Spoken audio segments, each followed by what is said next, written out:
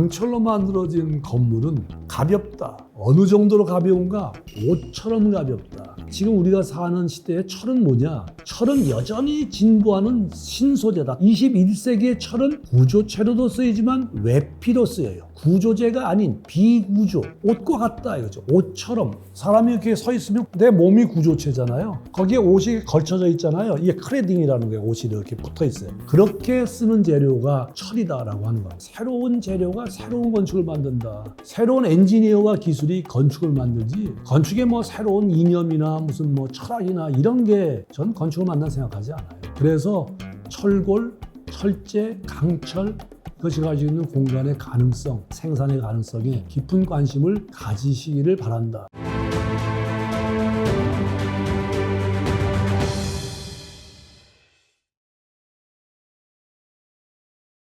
네, 여러분 안녕하십니까? 저는 서울대학교 건축학과 명예교수 김광현입니다. 더 자유롭고 옷과 같이 부드러운 건축 재료로 바뀌고 있다라고 하는데 관점을 두고 말씀을 드려보겠습니다. 자, 어떻게 그럼 자유롭게 됐는가? 뭐 자유롭다고 하는 게 뭐 대단한 게 아니고요. 도심모 같은 그 주택의 평면들, 뭐 이런 것들, 공간들 많이 보지 않습니까? 저런 것들이 가능하게 해주는 구조체가 무엇인가 보면 그것이 다름 아닌 철골이라고 하는 겁니다. 자, 이런 것들이 이제 1980년대가 지나면은 조금씩 달라지기 표현했는데 기술을 표현의 수단으로 삼자라고 하는 것들이 생기기 시작했는데 그걸 보고 하이테크 건축이라 그래요. 그런 하이테크 건축의 시초가 무엇이냐? 1969년에 렌조 피아노하고 리차드 로저스가 설계한 뽕피트 센터가 있습니다. 가장 특징적으로 우리가 알 수 있는 것은 구조물이 바깥에서 보면 내부가 어떻게 돼 있는가를 관찰할 수가 있어요. 마지막 기술이 표현을 하고 있는 것이죠. 그 다음에 유리 원통 튜브를 가지고 내부에 에스컬레이터가 이렇게 들어있는데 이건 뭐냐 하면 내부 공간에 저런 이제 동선들이 많이 다니니까 동선을 안에다 집어넣으면 내부 공간이 방해를 받으니까 아예 그거조차를 바깥에다가 내놓은 겁니다. 소위 말해 내장을 다 드러내는 것이죠.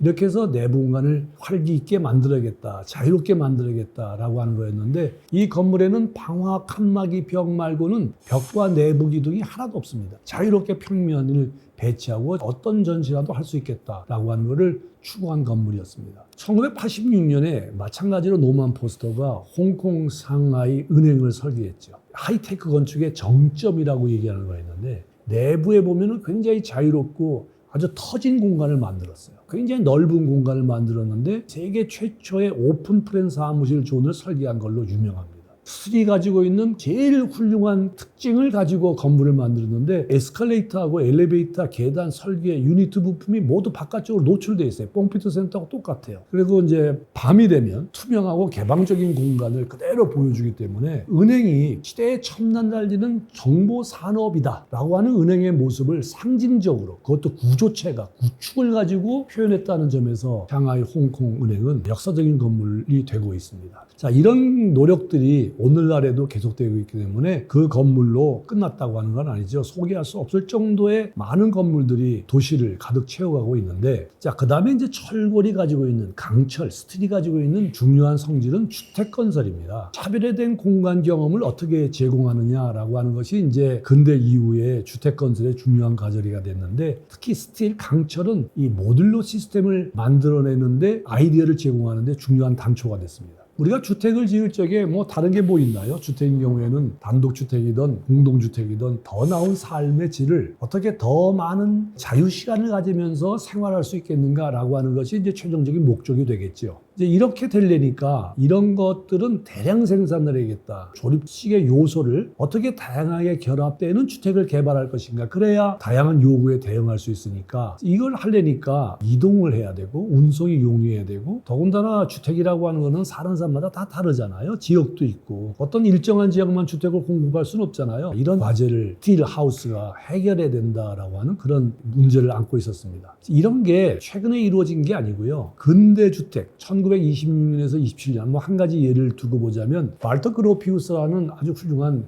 건축가가 있었는데 여러 주택을 설계하면서 16호, 17호 뭐 그 외에도 있지만 여기서 이제 17호만 얘기했는데 그림과 같이 조금 오래된 사진이 보입니다. 오른쪽에 평면을 보면 그리드가 되어 있는데 80cm의 정사각형 격자를 가지고 강철 프레임의 시스템을 만들어서 거기에 보조 합성 강철, 거기에 목재까지 포함해 가지고 만드는 그런 실험주택을 보급하자라고 하는 거였어요. 세계적인 건축가 거장들이 이런 노력들을 했는데 요것들이 이제 그거를 하기 위한 좀 더 발전된 실험주택입니다. 어떻게 하면 더 확장된 평면을 만들겠느냐. 이거는요, 철근 콘크리트로는 해결할 수가 없습니다. 오로지 스틸만이 이런 문제를 해결할 수 있다는 거죠. 어떻게 하면 자유롭게 만들겠느냐. 약간 사무소 건축이나 공장이나 배송센터 같은 걸 두고 얘기했는데 주택은 그런 자유도를 더 요구하는 거죠. 작긴 하지만 더 요구하는 게 주택이거든요. 그러니까 훨씬 강철이 이런 문제를 해결하는데 중요한 임무를 갖게 되었습니다. 여기 이제 잊혀진 건축가가 있는데 세드릭 프라이스가 있어요. 융통성 있는 주택 시스템을 개발했다. 이 사람이 만든 주택을 보면 이름 그대로 더 스틸 하우스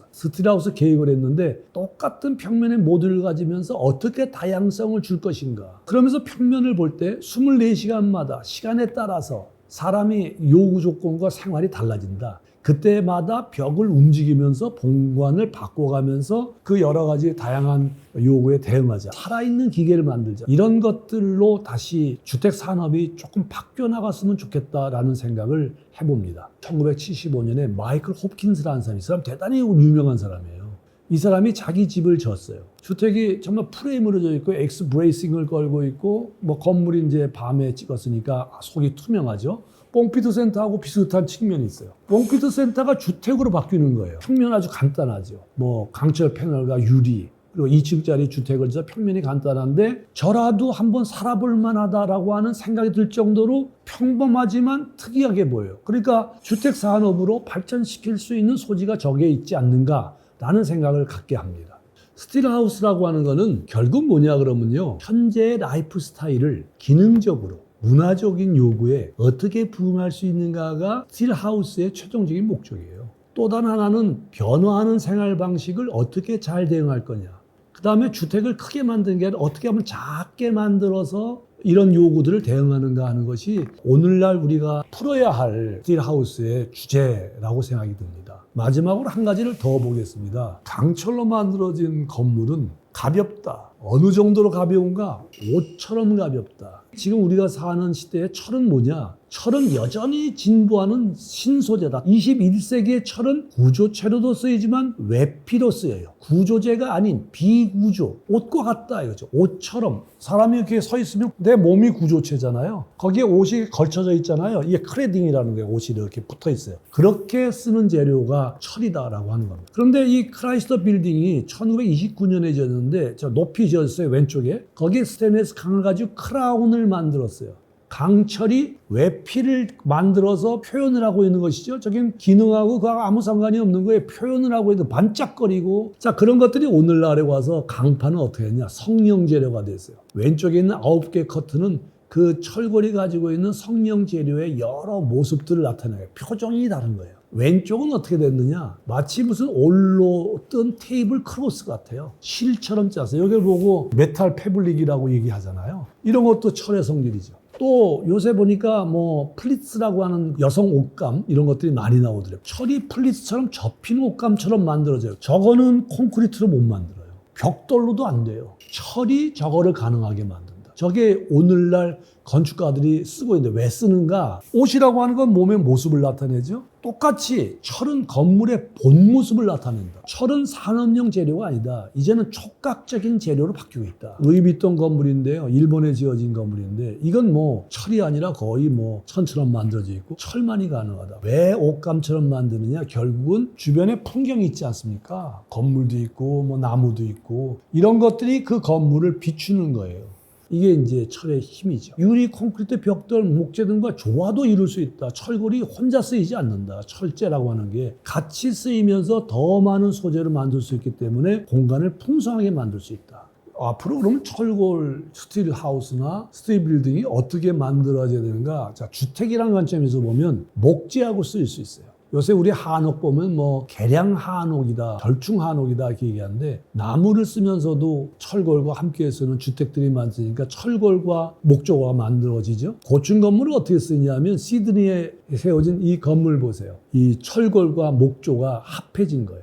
목조로도 목조 구조를 만들고 철골로도 철골 구조를 만드는 거예요. 근데 어느 한쪽도 목조만으로는 해결이 안 돼요. 철골이 들어감으로써 저것이 가능하다.